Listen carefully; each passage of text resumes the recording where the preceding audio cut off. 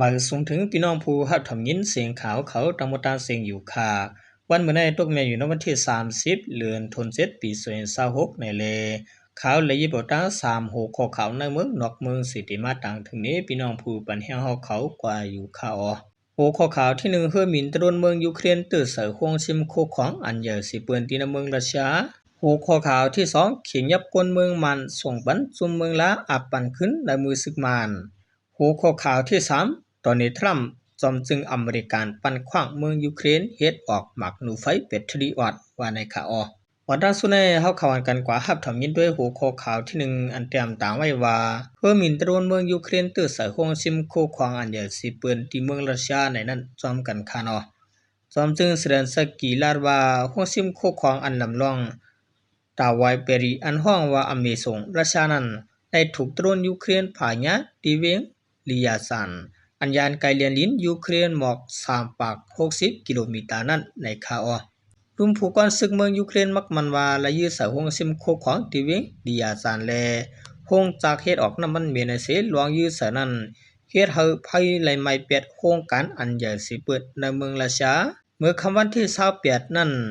เพื่อมินยูเครนอันมีกวนขี่นั้นและยื้อสายห้องจากเฮ็ดออกน้ำมันเมียนและห้องซิมโคของทีวิงลาซานแล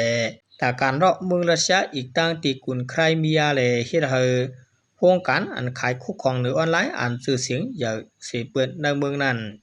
และขายออกคู่ของอันมิติลาซานั้นต่างหมดเครื่องเก็บเข็มเมืองยูเครนหมักหนูไฟเป็ดที่รอดอันเฮกกังไล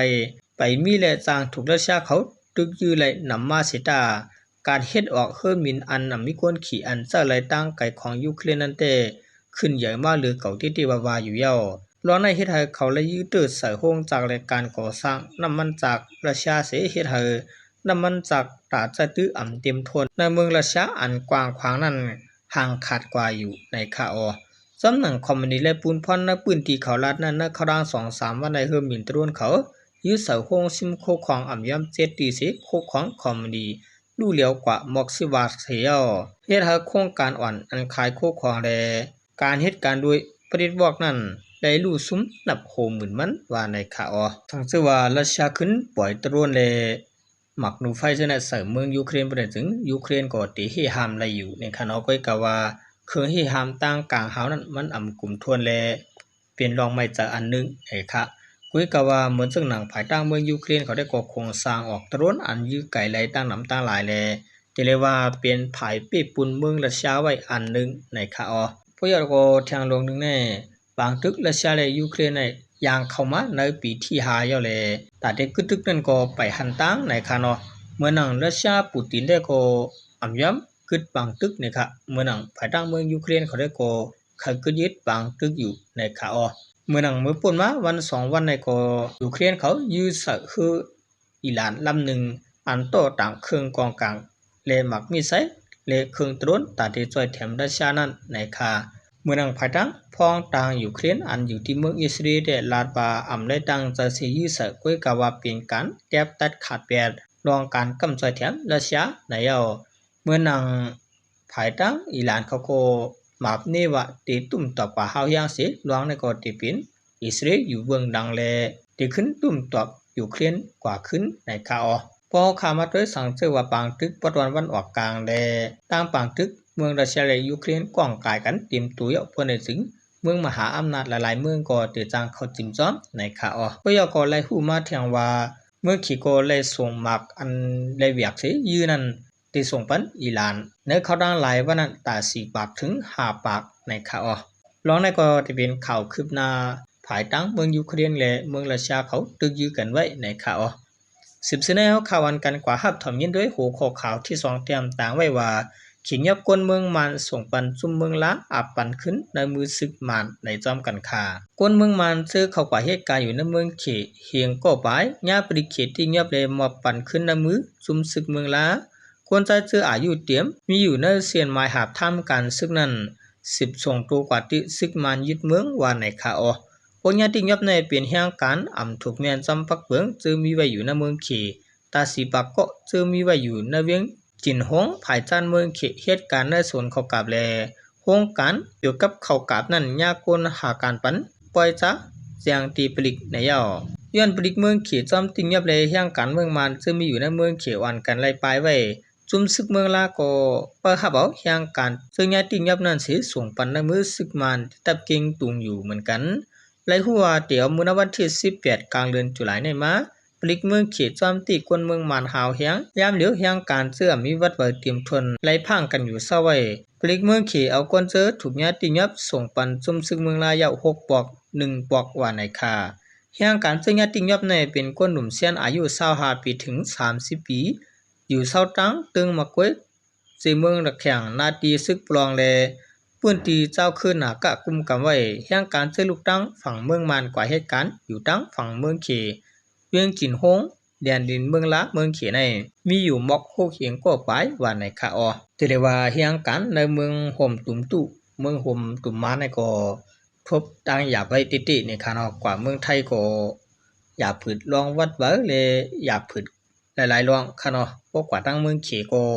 ถูกติ๊กติงเทียงคานอเดว่าย้อนปังตึกในเมืองเลยจังไรยานผัดวันเกิดเมืองนั้นเจ้าเก่าเสียกว่าหาเหตุการณ์อยู่ต่างตีบางปองในทางว่าอยู่ต่างตีเย้าตีศักษาง่ายรวมจะมากกว่าว่าซ้ำนาหรือเก่าก็เปลี่ยนในคาอตามพี่น้องใต้เอาคาพอเลยตัวนลายเป็นกันพองในก็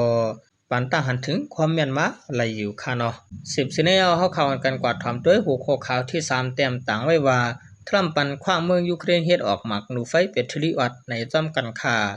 เมื่อคบทบจอมจึงอเมริกันตัวในทรัมป์นั้นจอมจึงยูเครนลาดว่ามันคัดเจอตัดที่เลยขว้างเฮ็ดออกหมักหนูไฟเปทริวัตในเซตาย้อนไหลซุ้มภายรัสเซียนำเลจอมจึงรัสเซียปูตินก็ยอมรับว่าไหลซุ้มตี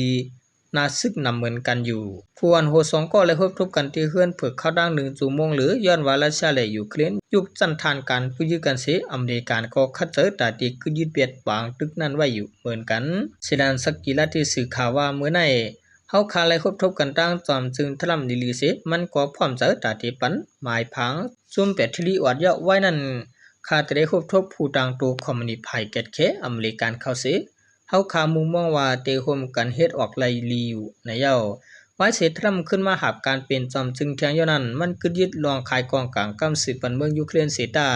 มันปันขว้างหาเมืองยุโรปเขาซื้อเครื่องกองกลางอเมริกันจอยเทียมบันตะเมืองยูเครนนั่นอยู่ไว้เสปางกลุ่มยอดตัวกว่าเย้าจอมจึงอเมริกันตัวในทรัมเตรียมออกปะดังเคียบพางว่าไล่อุบกลุ่มกันตั้งนำตั้งหลายบางกลุ่มเฮาเย้าตัวกว่าลิงามอยู่เมื่อนั้นนางเก่าอเมริกันแต่ตึกเปลี่ยนโอ้ยดีเมืองยูเครนเสปันข้อมูลแลปันขว้างจะตื้อลาวปอมสตาลิงนั้นมีบางกลุ่มอันจะเฮ็ดที่เมืองตุรกีในเดือนในนั้นตอนนี้ทรัมป์ยองย่อสิดันสกิเสปันขว้างตัดที่เฮ็ดออกหมักหนูไฟแบตเตอรี่วัดกว่าอยู่ในคาออในก็ที่เป็นนำกัดจอมจึงเมืองยูเครนเขาในคานอเมืองยูเครนก็คงสร้างออกมาเลยตรูนเลยลวดกาอันจะดึงในบางตึกอันต่อต่างก้นหมัดเซฟเลยอันตึกยืตีนาซึกเย้าก็เขาโครงสร้างออกมาหลายในแต่เรียกว่าเป็นนำกัดเขาอันคือแคมเตติคานอกกวนโครงสร้างออกตรุนอันออกข่าวไว้วันนั้นแต่เป็นนางยิงก่อนหนึ่งคานอเมื่อวันต่างได้มันนางเป็นคนห่างเครื่องหมอกจำในปางปล่อยก้อยกะว่าไว้เสียรัสเซียเขาในป่วนเปลี่ยนเมืองยูเครนเลยมันนางก็สั่งไล่กว่าเฮ็ดตะโดนซึ่งนั้นในคานอแต่เลยว่าเมืองเปิ้นก็เปิ้นที่ฮักเมืองเปิ้นหรือสิลองปลายลองหนีคานอซึกในเมืองเปิ้นก็เปิ้นเตรียมเป้กินคนเมืองเปิ้นเลยคนเมืองเปิ้นก็ทางห่างอยู่ง่ายรวมจะเสียสังชื่อว่ามีผู้เขียนนอกเมืองมาไหนเปิ้นที่พร้อมกันเกียดเคเฮ็ดกังไลก้อยกะว่าบ่มาแตกนึงกันตั้งเหมือนจังหนังเมืองใต้เฮาขาเปิ้นได้จึงอย่าไปว่าติพร้อมกันเสียเกียดเขนอกเมืองคาลาเนาะเมื่อหนังเจ้าคืนหนังกันก็ยังจอยแถมสั่งกันได้เย้าก็ซึกเจ้าคืนใต้ขึ้นก็ซ้ำเต็กติงเป้กินเก็บขวัญเหนือใต้ขึ้นสังชื่อว่าเป็นเจ้าใต้หนังกันหางแลดและมีนำกัดเปิ้นได้จึงเขาจ้างเก็บเวียดแหมตายเวียดเสียในคาเนาะบ่มาวนด้วยจังไหนแท้อันเปิ้นปลายฉะนั้นก็เฮาข่าวว่าหลากหลายสังในข่าวพอตอนนั้นพี่น้องเขาอยู่เศร้านั้นเป็นเรื่องหือไหนพี่น้องเขาซอยอุบลาดมาปันต่างแต่ที่ความแม่นั้นไหลอยู่ค่ะเนาะเรื่องสุดมาขอบใจนำถึงพี่น้องเขาจะเป็นผู้เตรียมข่าวและผู้ถอมข่าวเขาตามหมดด้านเสียงอยู่ข่าวมาสูงต่างเสียงข่า